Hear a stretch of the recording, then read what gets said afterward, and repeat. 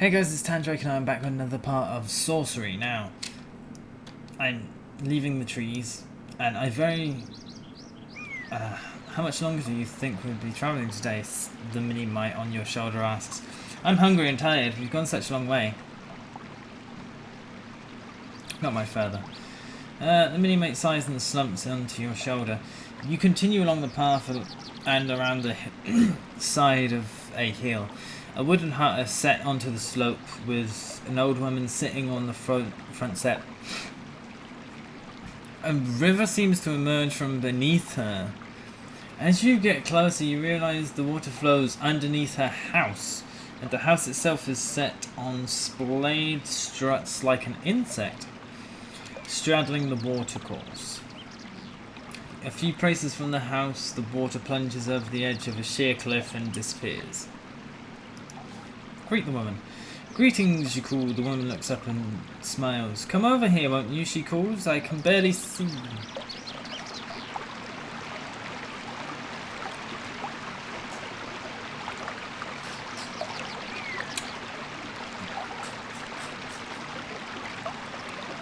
Okay. You approach the old woman, she smiles a toothless smile and gets up from the step. Come in, please, she beckons. I get so lonely.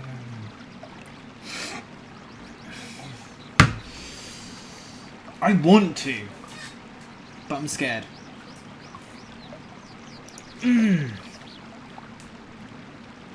Thank you. You follow her inside and take a seat by a long wooden table. I'll bring you some tea, she says. She sounds almost nervous, hurrying to the kitchen. She soon returns with 2 large cups.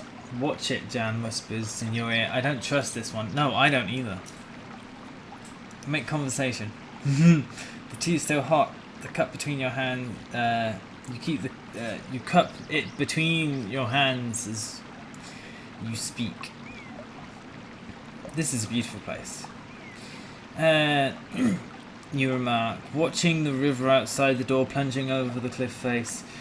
This is the top of the crystal waterfall, she says. The river runs right under my house. They say it carries all my goodness and youth away while I sleep, and the villagers bathe in it for luck. She giggles meanly. I'm sure it isn't quite true. Why do you live alone? It must be more dangerous. Oh, she smiles sweetly. No one bothers about me. Why would they? You smile and nod. What's your name? They call me Gazamoon. She replies with a smile. I used to be quite well known in my way. You nod, but you've never heard of the woman. You make to sip the tea when the old woman stops you, catching your arm before the cup reaches your lips. Oh, she says suddenly, I forgot the pot. She goes back to the kitchen to fetch it. Switch the cups. While she's away from the table, you switch the 2 cups, and then when she returns, you lift the one closest to you and drink. A sudden deep...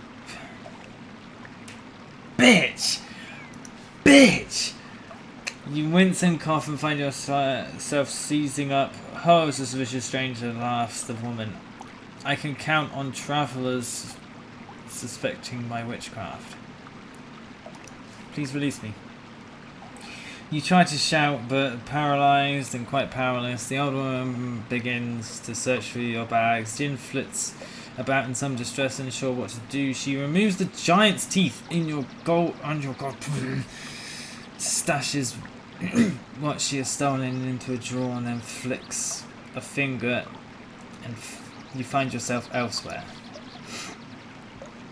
Wherever you are, Jan is still with you, fluttering around your head. You bat him away, you can move. Getting to your feet, you find yourself in the path. Bitch! Go back and kill the bitch!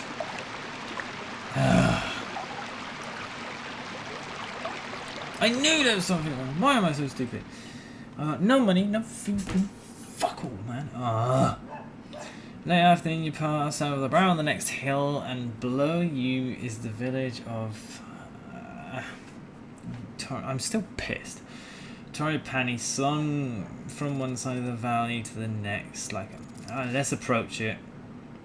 Still, there's no way around. Fucking bitch.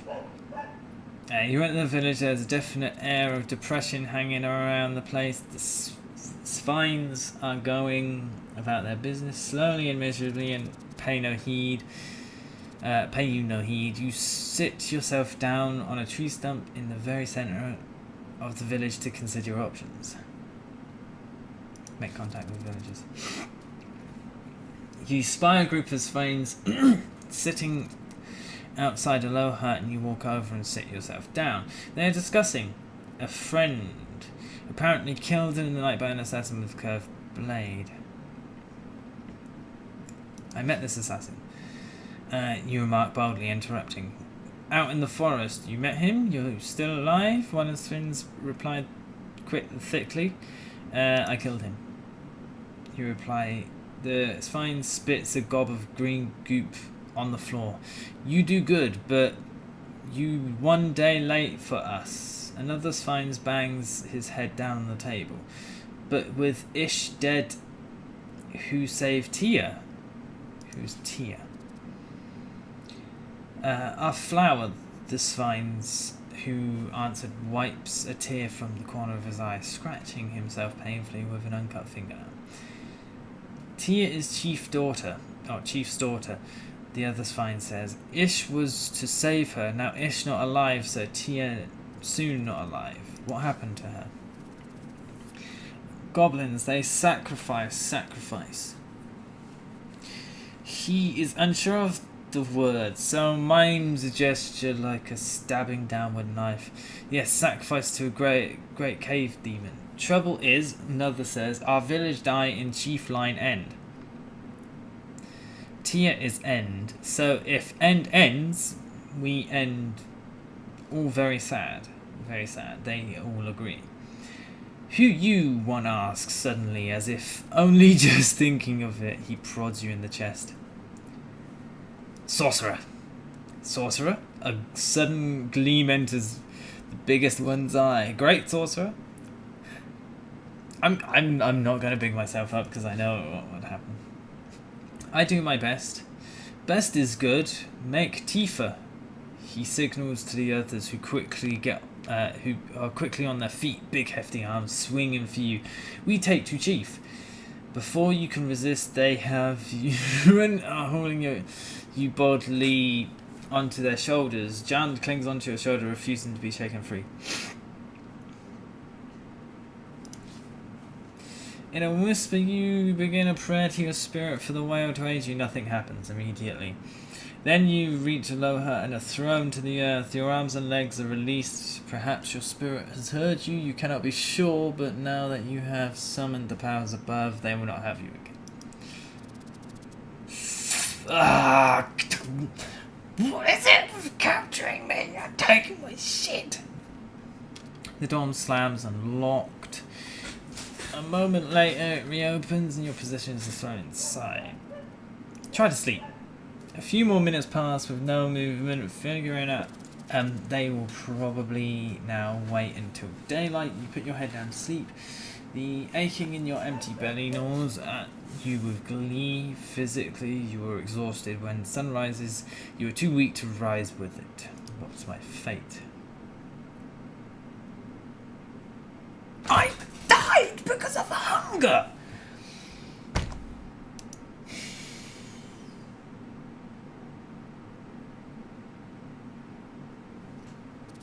Well, fuck this. Bullshit. No. No. Well, fuck-a-doodle-doo.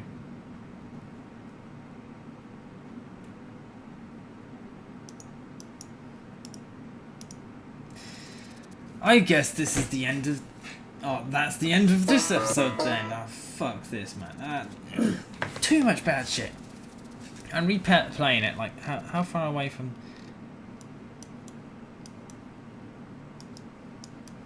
I was near the end. I was near the end. That fucking sucks.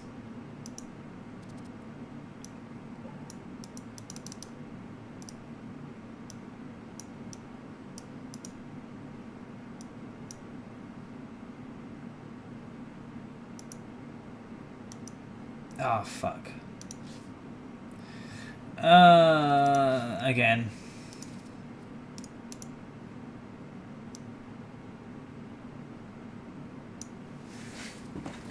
Okay, let's try this. It's not the end of the episode. Shh. Make contact. We know this. I met the assassin. I killed him. It was Tia.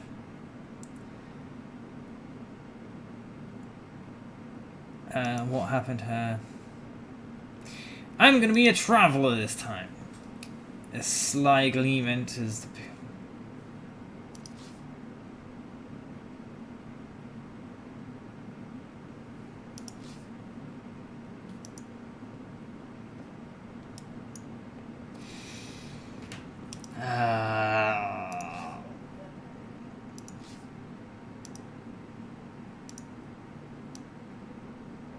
Okay. I get it. I get it. Make contact. Why is everyone afraid? Is that why you're all afraid, you ask? Right, who is Esh?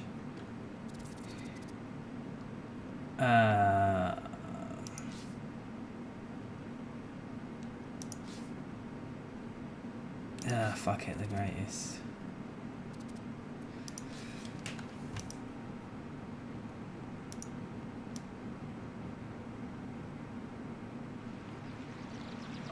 What if I redone the old woman's house? I may have enough money to be able to go... Wait, what am I... Why am I so stupid? Find an inn. Sleep.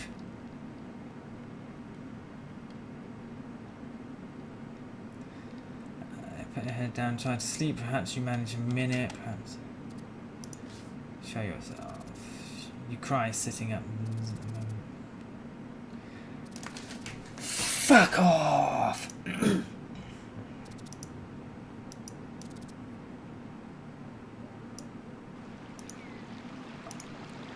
Okay.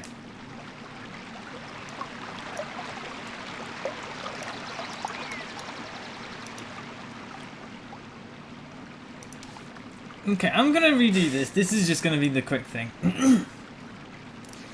Make conversation. What's your name? Do you live alone? Why do you live alone? It's a beautiful place. Drink my tea. Oh, you lift your mug, blow away the steam, and take a sip. As the old lady returns, the old lady lifts her own mug, takes a sip, takes a deep gulp. Your own tea is gently refreshing. Then she splutters and coughs and grips her side. Wait.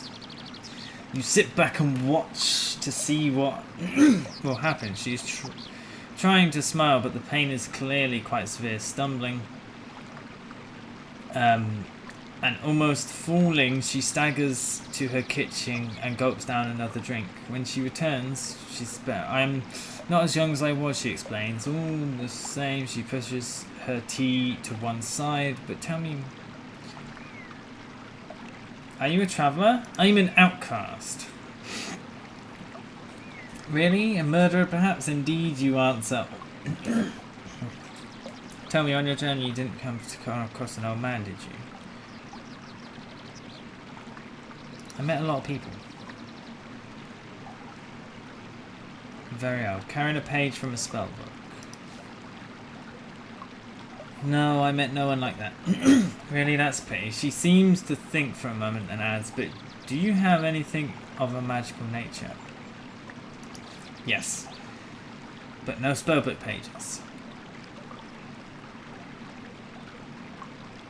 Yes, I...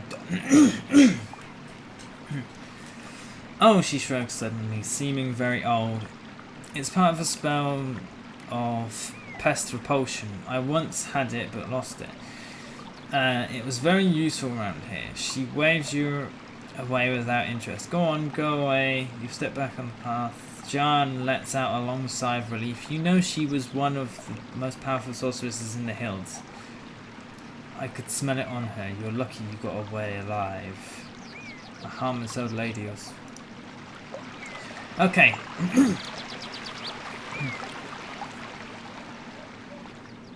Approach. Now, I wonder if we go to the inn. Go inside. Just a meal. Go through.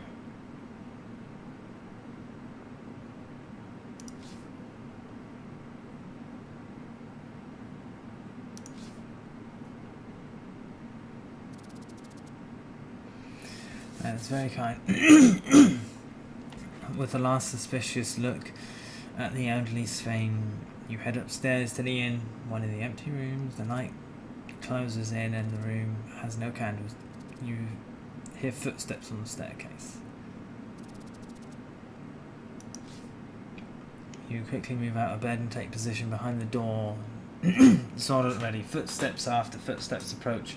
There are quite a few of them, and they sound they're big. By the sound they're big. Sorry, my throat is killing me. The door begins to open. Leap to the attack. You leap out of hiding as the first thing bursts into you. Will I live? Try to sleep. I lived because I managed to eat. I can continue my story. Right, daybreak. You were alone, and now passes before you hear any noise outside. Any noise right here. Apology accepted. The chief nods. He waves waves to a menial who brings. Yay! I get foods. Grateful, you bolt down the meal. It does not seem to be poisoned, and it nourishes you. The bowl is removed. The chief squats down in a pool of cloth. Jan cowers under your cloak, hoping to go unnoticed. I have need of you and your strength. I'll help if I can. Chief bows. I am grateful my daughter, my child, she is taken, offered to a terrible demon. You want me to rescue her? Succeed, and you may choose your reward. Found. He shrugged. Save her yourself.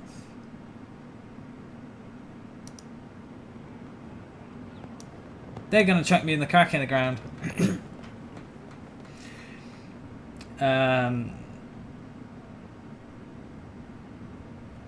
Let's just fucking take it. You wait until they are ready, then step into the basket. The chief nods to you with respect. Watch the darkness, he declares, as they start to lower you down. From your shoulder, John murmurs, "We're in trouble now." He shivers. You hit the floor with a thud and peer into the darkness. Your eyes can make out nothing, but a slight breeze suggests endless space in all directions. You are blind, helpless, trapped. Something clatters to your feet from above. One of the swine shouts something down to you. You crouch down and feel around your feet, and your hand closes on the base of something. You pick it up. It's dirty wood torch. Something else falls and strikes you on the head. Tinderbox calls the voice. Feel around. Rubbing the bruise on your head, you reach down and find the tinderbox. Curse whoever hit you. You hurl a curse upwards. Swines, despite their concern over the missing tribe member, laugh. The sound echoes like water between the walls. Light the torch. I'm going to end this episode off here because this is getting really important now. So I hope you guys enjoyed. If you did, comment, subscribe. Thank you guys so much for watching. I will see you in the next episode.